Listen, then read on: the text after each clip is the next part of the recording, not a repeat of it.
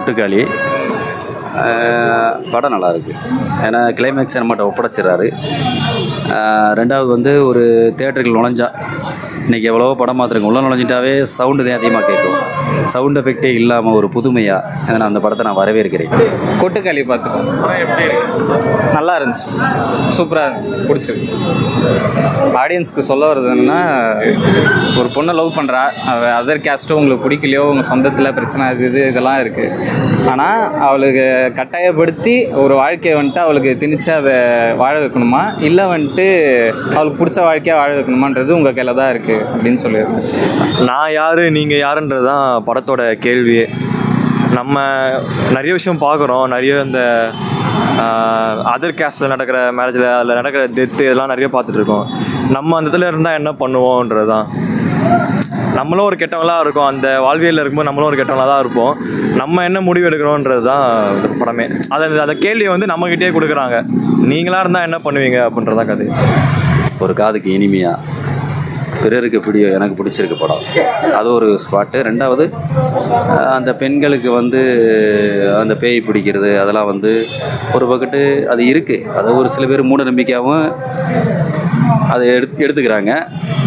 ஒரு சில பேர் என்ன பண்ணுறாங்கன்னா, இந்த மாதிரி லவ் பண்ணி போயிட்டு அவங்க யாராவது மருந்து வச்சுட்டாங்க அப்படின்னு சொல்லிட்டு இந்த தொங்கல் எடுக்கிற மாதிரி எடுக்கிறாங்க.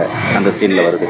அந்த மாதிரி இருக்கக்கூடாது அப்படின்ற சீனு 2 மணி நேரத்துக்கு அடுத்து அந்த 1/2 hour அவர் சொல்லியிருக்கலாம் டேரக்டர். ஆனால் அப்படி அவர் சொல்லலை. அதை வந்து நம்ம கையிலே ஒப்படைச்சிடுறாரு.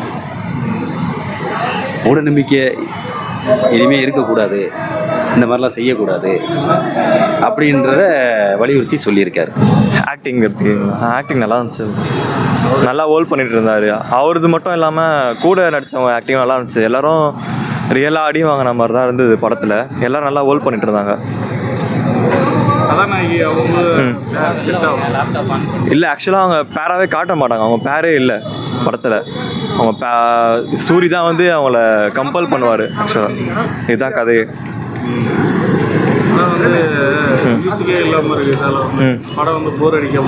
இல்லை ப்ரோ, எங்களுக்கு அப்படி எதுவுமே தெரியவே இல்லை, நல்லா தான் போயிட்டு இருந்தது. இது ஒரு ஆர்ட்டாக தான் பார்த்துருந்தாங்க.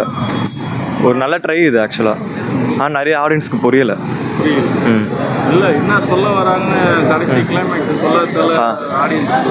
ப்ரோ, ஆக்சுவலாக நான் உள்ளே எங்கள் கூட ஒருத்தர் பக்கத்தில் உட்காந்து பார்த்துருந்தாரு. அவருக்கே வந்து என்னன்னே புரியல. நான் அவர்கிட்ட கேட்டேன், நீங்களாக இருந்தால் என்ன பண்ணீங்க அந்த இடத்துல? ப்ரோ இல்லை ப்ரோ, தெரியல ப்ரோ, போகிறேன் ப்ரோ அப்படின்ட்டு. இந்த ஆடியன்ஸ் தான் குறை சொல்லணும், படத்தில் எதுவும் குறையே இல்லை. நம்மக்கிட்ட தான் ப்ரோ இருக்குது, படத்தை பார்த்தா தான் தெரியும். நம்ம சொல்கிறது தான் இதில். நானாக இருந்தால் என்ன பண்ணுவேன்றது தான் படமே. நம்ம முடிவே இல்லை ப்ரோ, நம்ம எடுக்கிறது தான் முடிவே. நீங்கள் நினச்சா வற்புறுத்தி கல்யாணம் பண்ணிக்கலாம், நீங்கள் வேணாம் அவள் சந்தோஷமாக இருக்கணும்னு நினச்சா அவள் பிடிச்ச பொண்ணையே பிடிச்ச பையனே பார்த்து கல்யாணம் பண்ணியிருக்கணும், அவ்வளோதான் ப்ரோ. இந்த ஆட்டோ சவுண்டு, அந்த மலைக்குள்ள போகும்போது கிளிகள் குயில்கள் சவுண்டு, இன்றைக்கி எத்தனையோ டவரை போட்டு செல்ஃபோனுக்காக நம்ம ஒரு இயற்கையான குயில் மயில் சவுண்டெல்லாம் கேட்க ரொம்ப நாளாச்சு. அது நல்லா இருந்தது, எனக்கு பிடிச்சிருந்தது அந்த ஃபீல் எஃபெக்ட். ஏன்னா இசையே இல்லாமல் பார்த்தது 1935க்கு முன்னால் பேசாத மொழி படம்னு வந்திருக்கு. அன்றைக்கி நம்ம தாத்தன் பாட்டம் பார்த்துருப்பாங்க. ஆனால் இன்றைக்கி அது இந்த படம் பார்த்த ஃபீல் எஃபெக்டே எனக்கு இருக்குது. படம் நல்லா இருக்குது. சரி, 1.5 மணி நேரம் படமாக இருந்தாலும் சாட்டிஸ்ஃபைடாக இருந்துச்சு, பிடிச்சிருக்கு படம். படத்தில் வந்து மியூசிக்கே இல்லாமல் எப்படி வாய்ஸே இல்லாமல் இருந்தாங்க.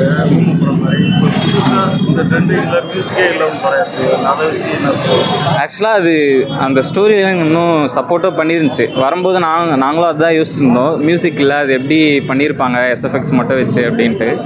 நல்லா சூப்பராகவே பண்ணியிருந்தாங்க. வில்லன்றது சூரி தான், சூரியும் அந்த ஃபேமிலியும் தான். காமெடி ஆக்டர்லாம் யாரும் இல்லை, போகிற வழித்தடத்தை பொறுத்து தான் காமெடியே அமைஞ்சிருக்கு. ஒரு சில இடத்துல சின்ன சின்ன இடமா வரும் காமெடியெல்லாம். சாங் ஆக்சுவலாக அது ஒரு மைக் செட்டில் ஓடுற மாதிரி பாட்டு ஓடும். இந்த கனா பாட்டில் வர படத்தில் வர பாட்டு ஒன்று ஒத்தையடிப்பா அதெல்லாம். அந்த பாட்டு படத்தில் காமெடி ஆக்டர் ஏதாவது எல்லாருமே காமெடி பண்ணும். ஹியூமர் நல்லா ஒர்க் அவுட் ஆகிடுச்சு, சூப்பராக இருந்துச்சு. படத்தில் வில்லன் கேரக்டர் அதான் ஆக்சுவலாக ஹீரோவாக இருக்கிறதும் நம்ம தான், வில்லனாக இருக்கிறதும் நம்ம தான். நம்ம வில்லனாக இருக்க போகிறோமா ஹீரோவாக இருக்க போகிறோமான்றது தான் படத்தோட கேள்வியே. அதை தான் வச்சு முடிச்சிருப்பாங்க. வில்லன் எதுவுமே கிடையாது, ஒரு கதையோடு கொண்டு வராங்க. இவன் லவ் பண்ணுறாங்க முறைமாமையன், காலேஜில் படிக்கும்போது இன்னொரு பையனை லவ் பண்ணி இங்கே ஊருக்கு வந்தோன்னா அது பேய் பிடிச்ச மாதிரி ஒரு பிரம்ம பிடிச்ச மாதிரி ஆயிடுது. இவர் அந்த பொண்ணை அவனே லவ் பண்ணலான்னு கூட நான் தான் உன்னை கல்யாணம் பண்ணிக்கிறேன்ற ஒரு எஃபெக்டில் இருக்கார் சூரி.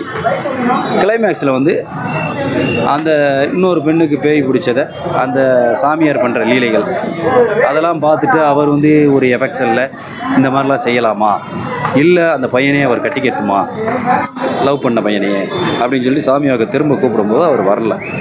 அப்போ அந்த கிளைமேக்ஸ் வந்து நீங்களே யூகிச்சுக்கிறீங்க அப்படின்ட்டு அந்த டேரக்டர் நம்ம கையில் ஒப்படைச்சிருக்கேன். அதுதான் வித்தியாசம். இல்லை அது தெரில, எனக்கு மியூசிக் இல்லாமலே ஓகே தான், பெருசாக எதுவும் டிஃப்ரென்ஸ் தெரியல எனக்கு. அது நல்லா தான் இருந்துச்சு, லைவாக இருந்துச்சு. காமெடி வந்து இயல்பான அவங்க வர்றவங்களே அது ஒரு காமெடியாகத்தே இருந்தது. அவங்க பேசக்கூடியது இல்லை, இயல்பாகவே தேட்டரில் எல்லாருமே நம்மளுக்கே ஒரு காமெடியாகத்தே இருந்துச்சு. ஒரு சில இடங்களில் காமெடி ஆகிட்டு தனியாகவே கிடையாது, அவரே ஒரு காமெடி ஆகிட்டுருந்தேன். இருந்தாலும் இந்த படத்தில் ஹீரோவாக ஒரு ஆக்ஷனுக்கு வந்துட்டார்.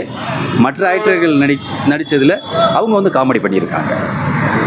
ரொம்ப ஹார்ட் ஒர்க் போட்டிருக்காரு, பார்த்தாலே தெரியுது. சூப்பராக நடிச்சிருக்காரு. ஹீரோயினி கேரக்டர் அவங்களும் பயங்கரமாக நடிச்சிருக்காங்க. அந்த கதையோட ஸ்டோரி லைனே அப்படி தான். ஸோ அதுக்கு அடாப்ட் ஆகிக்க முடியலன்னு நினைக்கிறேன். ஆடியன்ஸ் நிறைய பேருக்கு அது அதனால் பிடிக்கலன்னு. ஃபைட்லாம் ஒன்றுமே கிடையாது. அந்த பிள்ளைய இவர் வந்து முறை பொண்ணை லவ் பண்ண எஃபெக்டில் ஏதோ ஒரு பாட்டு வந்தோன்னா அந்த பாட்டை மனசுக்குள்ள நினச்சி படிச்சுட்டே இருப்பான். ஏதோ ஒரு ஃபங்க்ஷனில் பாடிக்கிட்டு இருக்கோம். அப்போ இவர் சூரி வந்து அப்போ அவனை நினச்சி தான் பாடுறாளோ அப்படின்ற இடத்துல எல்லாத்தையும் போட்டு அடிக்கிறாப்புல. அப்போ அந்த சீன் மட்டும் தான் ஃபைட்டு, மற்றபடி ஃபைட்டில் ப்ளஸ்னால் இசையே இல்லாமல் எடுத்தது. அது எனக்கு பிடிச்சிருக்கு, இல்லாமல் எடுத்தது.